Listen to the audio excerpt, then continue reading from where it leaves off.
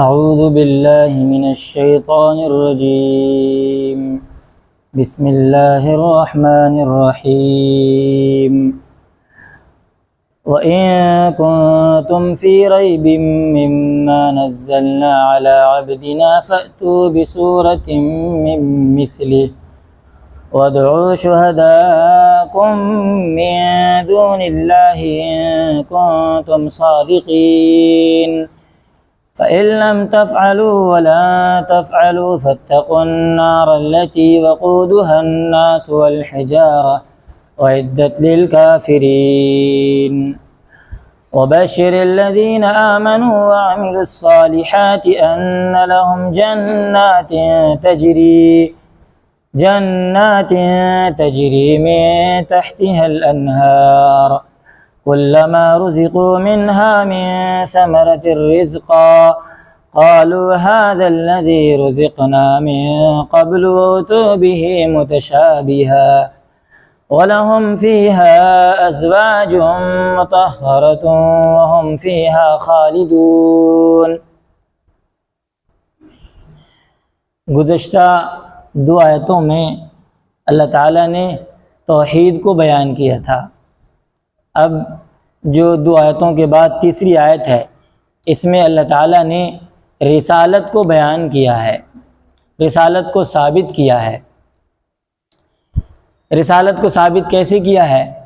وہ اس طور پر کہ جب نبی اکرم صلی اللہ تعالیٰ علیہ وسلم نے لوگوں کے سامنے اپنی رسالت اور نبوت کا دعویٰ کیا تو لوگوں نے مطالبہ کیا دلیل کا کہ آپ کے رسول ہونے پر کیا دلیل ہے۔ چنانچہ اللہ تعالیٰ نے حضور اکرم صلی اللہ تعالیٰ علیہ وسلم کو معجزات عطا فرمائے کہ معجزات جو ہے وہ آقا مدنی صلی اللہ تعالیٰ علیہ وسلم کی رسالت اور نبوت پر دلیل ہے۔ چنانچہ محدثین نے لکھا ہے کہ اللہ تعالیٰ نے آقا مدنی صلی اللہ تعالیٰ علیہ وسلم کو 3000 معجزات عطا فرمائے، اور جو ماننے والے تھے معجزات دیکھ کر مان لیا کرتے تھے۔ چنانچہ خود سیدنا صدیق اکبر رضی اللہ تعالیٰ عنہ کے سامنے جب اللہ کے رسول صلی اللہ علیہ وسلم نے اپنی نبوت اور رسالت کا اعلان کیا اور بتایا تو آپ نے صدیق اکبر نے پوچھا، اے محمد مت دلیل، کوئی دلیل ہے؟ تو آپ علیہ السلام نے دلیل بیان فرمائی۔ پہلے آپ بات سمجھیں کہ سیدنا صدیق اکبر رضی اللہ تعالیٰ عنہ تجارت کی غرض سے شام جایا کرتے تھے۔ چنانچہ جب جبرائیل علیہ السلام قرآن لے کر آئے تو اس سے کئی زمانہ پہلے وہ شام گئے ہوئے تھے، تو شام میں انہوں نے خواب دیکھا تھا۔ خواب دیکھ کر انہوں نے وہاں کے ایک راہب سے خواب کی تعبیر پوچھی تو اس راہب نے یہ بتایا کہ تمہارے علاقے میں ایک نبی آنے والے ہیں، تم ان کے وزیر ہوگے۔ یہ انہوں نے خواب کی تعبیر بیان کر دی۔ سیدنا صدیق اکبر رضی اللہ تعالیٰ عنہ نے پوری زندگی جب تک آپ علیہ السلام نے نبوت کا دعویٰ نہیں کیا تھا کسی کو بتایا نہیں، صرف راہب جانتا ہے اور یہ جانتے تھے بس۔ جب نبی اکرم صلی اللہ علیہ وسلم نے اپنی نبوت کا دعویٰ کیا تو صدیق اکبر نے پوچھا مت دلیل، اس پر کوئی دلیل ہے کہ میں آپ کو نبی مان لوں، رسول مان لوں؟ تو آپ علیہ السلام نے فرمایا، ابو بکر تمہارا وہ خواب جو تم نے شام میں دیکھا تھا۔ جب آپ علیہ السلام نے یہ بات بیان فرمائی، صدیق اکبر کے دل میں فوراً بات اتر گئی اور ان کو یہ سمجھ میں آ گیا کہ واقعی میں راہب اور میرے علاوہ تیسرا کوئی نہیں جانتا ہے۔ جب یہ بتا رہے ہیں تو اس کا مطلب یہ ہے کہ ضرور بضرور یہ اللہ کے فرستادہ اور رسول ہیں، اللہ کی طرف سے ان کو بتایا گیا۔ اور فوراً کلمہ پڑھا، اشہد ان لا الہ الا اللہ واشہد ان محمد رسول اللہ۔ تو یہ معجزات دلیل ہوتے ہیں۔ تو علماء نے لکھا ہے اللہ کے نبی صلی اللہ علیہ وسلم کو 3000 معجزات اللہ تعالیٰ نے دیے۔ ان 3000 معجزات میں 3 بہت بڑے معجزات ہیں، 3۔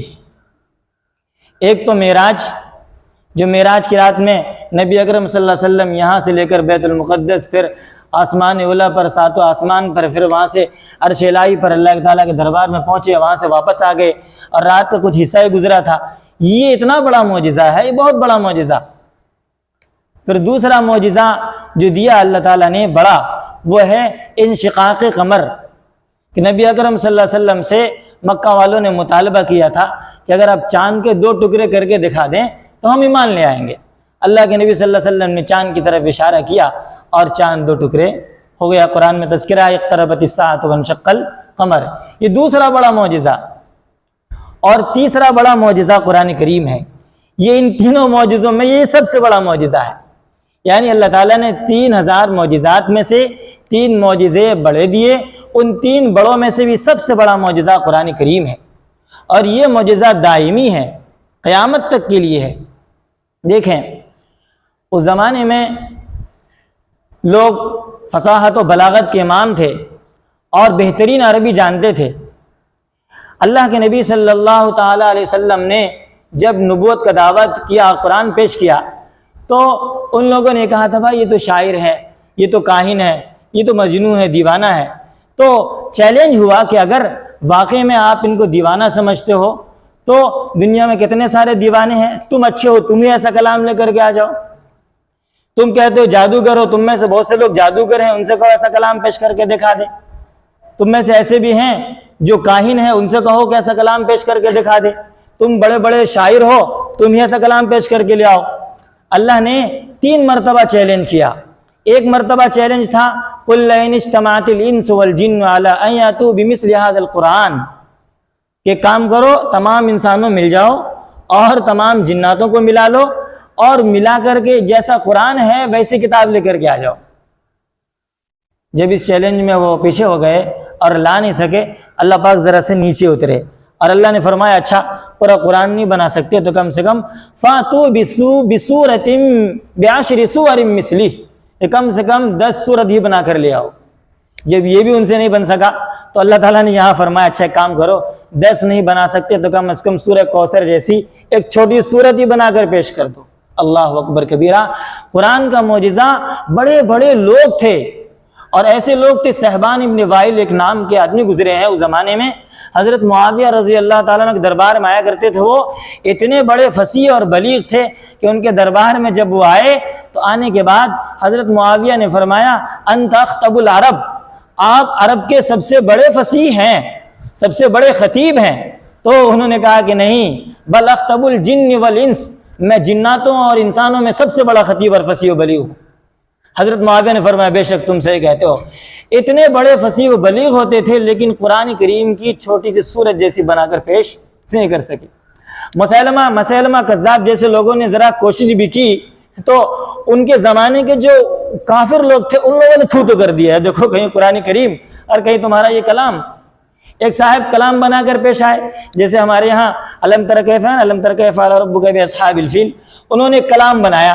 اور کلام کیسے بنایا؟ الفیل ملفیل وما ادراک ملفیل خرطومہ طویل۔ سب لوگ ہنسنے لگے۔ اس کا ترجمہ کیا ہے؟ ہاتھی، ملفیل ہاتھی کیا ہے، وما ادراک ملفیل تمہیں پتہ ہے کہ ہاتھی کیا ہے؟ پھر خود کہہ رہا ہے خرطومہ طویل، اس کا جو ہے سونڈ لمبا ہوتا ہے۔ تو سارے لوگ ہنسنے لگے، بھائی یہ کون سی بات ہوئی؟ تو سب جانتا ہے، پوری دنیا جانتی ہے کہ ہاتھی ایسا ہوتا ہے، ہاتھی کے سونڈ لمبے ہوتے ہیں۔ تو قرآن کریم کا موازنہ کرنے والے بڑے بڑے لوگ آئے۔ حضرت ابو ذر غفاری رضی اللہ تعالیٰ عنہ کے بھائی تھے حضرت انیس رضی اللہ تعالیٰ عنہ، وہ جب مسلمان ہوئے تو انہوں نے کہا کہ میں نے شاعروں کے کلام کو دیکھا ہے، میں نے کاہنوں کے کلام کو دیکھا ہے، میں نے جادوگروں کے کلام کو دیکھا ہے، میں نے اس تمام کے لوگوں کے کلام کو قرآن کریم سے موازنہ کیا تو پاسنگ کے برابر بھی نہیں ہے، کوئی مقابلہ نہیں کر سکتا قرآن کریم کی فصاحت و بلاغت۔ اچھا، اب وہ لوگ کہتے تھے کہ نبی اکرم صلی اللہ علیہ وسلم دیوانہ ہے۔ آپ علیہ الصلوۃ والسلام تو امی مطلق تھے، آپ نے کسی سے کچھ پڑھنا لکھنا نہیں سیکھا، نبی اکرم صلی اللہ علیہ وسلم کا کوئی استاد نہیں ہے، پھر آپ نے جب پڑھنا لکھنا نہیں سیکھا ہے، تم میں سے تو پڑھے لکھے ہزاروں لوگ ہیں، چلو یہ تو امی ہو کر ایسا کلام لے کر کے آئے، تم لا کر دکھا دو۔ لیکن دنیا دنگ رہ گئی اور قرآن کریم کا جو چیلنج تھا آج تک برقرار ہے، کسی کو ہمت نہیں ہے کہ ایسا کلام پیش کر سکے۔ تو جب تم کلام پیش نہیں کر سکتے ہو تو اس کا مطلب یہ ہوا یہ قرآن معجزہ ہے۔ یہ قرآن لانے والا کون ہے؟ جبریل علیہ الصلوۃ والسلام۔ اور قرآن بھیجا ہے کس نے؟ اللہ تعالیٰ نے بھیجا ہے۔ تو یہ ثابت ہو گیا کہ محمد صلی اللہ علیہ وسلم اپنی طرف سے قرآن لے کر نہیں آئے ہیں بلکہ اللہ نے قرآن بھیجا ہے، اوپر والے نے بھیجا ہے۔ جب اللہ نے بھیجا ہے تو اس کا مطلب یہ ہو گیا، صاف ہو گیا کہ نبی اکرم صلی اللہ علیہ وسلم یہ اللہ کے رسول ہیں، رسول کے علاوہ کوئی دوسرا کلام اس طرح پیش نہیں کر سکتا۔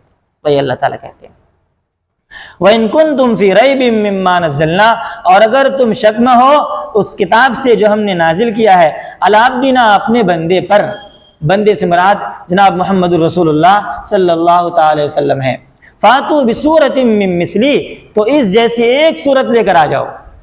اچھا، وہاں تو اللہ نے فرمایا تھا کہ تم انسانوں اور جناتوں کو جمع کر لو، تب بھی لا نہیں سکتے۔ یہاں اللہ نے فرمایا دیکھو تم انسانوں کو بھی جمع کر لو، جناتوں کو بھی جمع کر لو، فرشتے اگر آنا چاہے تو ان کو بھی بلا لو، اور جتنی مخلوقات پوری دنیا میں ہے تمام دنیا کی مخلوقات کو جمع کر لو اللہ کے علاوہ سب کو، اور قرآن کریم کی صرف ایک سورت انا اعطیناک الکوثر ایسی بنا کر پیش کر دو۔ اللہ چیلنج کرتے ہیں وَادْعُوا شُهَدَاءَكُم مِّن دُونِ اللَّهِ، اور تم لے آؤ اپنے مددگاروں کو اللہ کے علاوہ، ان کنتم صادقین، اگر تم سچے ہو۔ آگے اللہ تعالیٰ فرماتے ہیں فَإِن لَّمْ تَفْعَلُوا وَلَن تَفْعَلُوا، سو اگر تم کر نہ سکو، وَلَن تَفْعَلُوا، اور تم ہرگز کر بھی نہیں سکو گے، چیلنج کر دیا، تم سے ہو بھی نہیں سکے گا، تو کیا کرو؟ فَاتَّقُوا النَّارَ الَّتِي، تو ڈرو اس آگ سے، وَقُودُهَا النَّاسُ وَالْحِجَارَةُ، جس کا ایندھن لوگ اور پتھر ہے۔ یعنی اگر تم نہیں مانو گے تو جہنم کی آگ میں جلنا پڑے گا، جہنم میں تمہیں بھی جانا ہے، یعنی نہ ماننے والوں کو بھی جانا ہے، اور جو پتھر ہے ان کو بھی جانا ہے، پتھر کو بھی داخل کریں گے اللہ تعالیٰ جہنم میں۔ سوال یہ ہے کہ جہنم میں پتھر کو داخل کریں گے، پتھر کے کیا قصور ہے؟ لوگوں نے بات نہیں مانی تو وہ جہنم میں جائے، یہ تو سمجھ میں بات آتی ہے، لیکن پتھر کو کیوں بھیجا جائے گا، جلایا جائے گا جہنم میں؟ علماء نے دو بات لکھی ہے۔ ایک بات تو یہ ہے کہ پتھر سے مراد عام پتھر نہیں ہے، پتھر سے مراد وہ پتھر ہیں جن پتھروں کو تراش کر معبود بنایا گیا تھا، جن کی پرستش کی جاتی تھی، جن کو پوجا جاتا تھا۔ اب ان پتھروں کو اگر ڈالا جائے گا تو کیوں ڈالا جائے گا جہنم میں؟ اس لیے ڈالا جائے گا کہ ان کے حسرت میں اور اضافہ ہو، ان کے غم میں اور اضافہ ہو۔ کیسے ہے؟ دیکھو ہم تو ان کی بات کرتے تھے، پوجا کرتے تھے، یہ ہمارے معبود بھی آ گئے ہمارے ساتھ۔ اگر آدمی کسی سے محبت کرتا ہو اور محبوب کو تکلیف ہو تو محبت کرنے والے کو بھی تکلیف ہوتی ہے۔ اب ظاہر سی بات ہے ان بتوں کی محبت اتنی ہوتی تھی کہ ان کے خلاف کبھی یہ سننا گوارا نہیں کرتے تھے۔ آپ تقریر کر کے دیکھ لیں، کچھ بول کر دیکھ لیں، آپ اتنا ہنگامہ کھڑا ہو جائے گا، تو یہ کتنی محبت کرتے ہیں ان سے۔ اب جہنم میں ان پتھروں کو ڈالا جائے گا تاکہ ان کو اس سے اور کیا ہو جائے، تکلیف ہو اور مصیبت۔ ایک بات تو یہ۔ دوسری بات علماء نے لکھی ہے کہ جب کوئلہ ہوتا ہے، کوئلے سے جو آگ جلائی جاتی ہے تو آگ میں گرمی زیادہ ہوتی ہے لکڑی کے مقابلے میں، اور اس کی آگ دیر پا بھی ہوتی ہے، اور کوئلے سے زیادہ پتھر میں، اگر پتھر سے آگ جلائی گئی ہو تو پتھر کی آگ مزید سخت ہوتی ہے، تو عذاب کو زیادہ کرنے کے لیے پتھر ڈالا جائے گا اور پتھر کے ذریعے آگ سلگائی جائے گی تاکہ ان کو عذاب زیادہ سے زیادہ ہو۔ تو اللہ نے فرمایا فَاتَّقُوا النَّارَ الَّتِي، تم ڈرو اس آگ سے جس کا ایندھن لوگ ہے اور پتھر ہے، اعدت للکافرین، یہ بنائی گئی ہے جہنم کس کے لیے؟ کافروں کے لیے۔ آگے اللہ تعالیٰ کا ایک عام ضابطہ ہے، عام طور پر عموماً یہ ہوتا ہے کہ جب اللہ تعالیٰ جنت کا تذکرہ کرتے ہیں تو ساتھ ساتھ جہنم کا بھی تذکرہ کر دیتے ہیں، جنتیوں کا تذکرہ ہوتا ہے تو جہنمیوں کا بھی تذکرہ ہو جاتا ہے، اور جہاں جہنمیوں کا تذکرہ ہو وہاں جنتی کا بھی تذکرہ ہوتا ہے۔ وہ اللہ تعالیٰ کہتے ہیں وَبَشِّرِ الَّذِينَ آمَنُوا، اس کے علاوہ وہ لوگ جو ایمان لاتے ہیں۔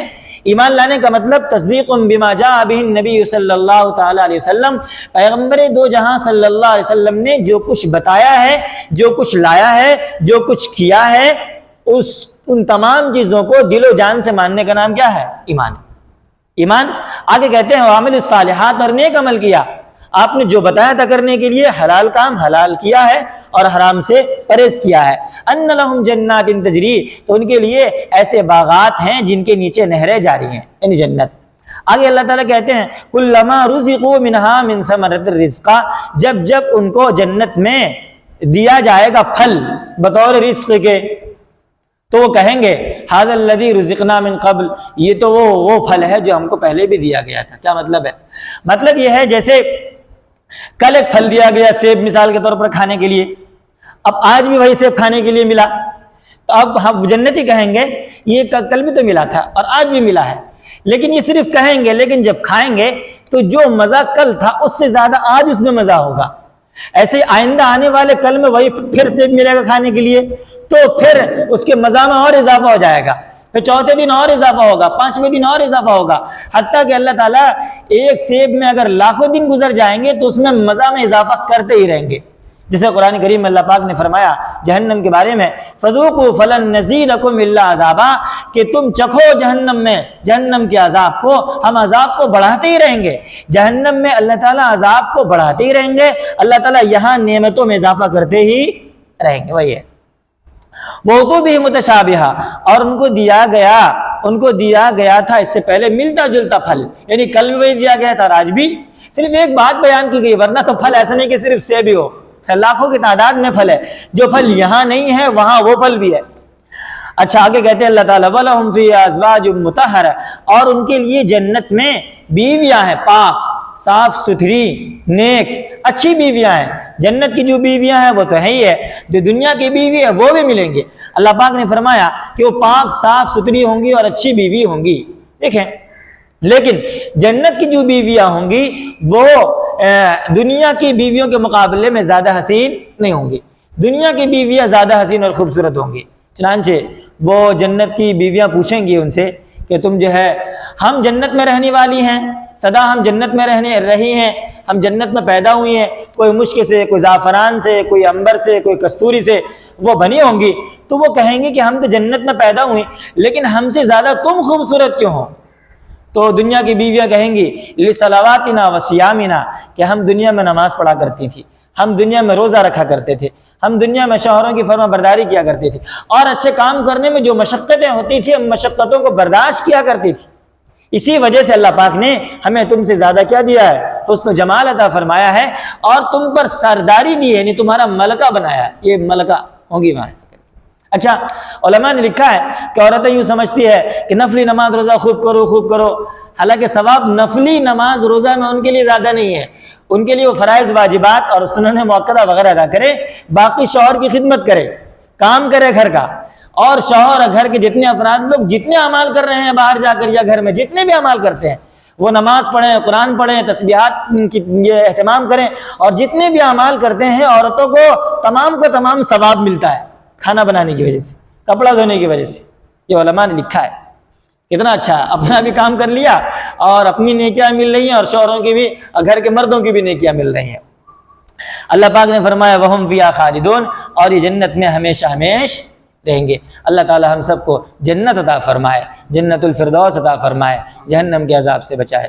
سبحان اللہ و بحمدہ، سبحان اللہ۔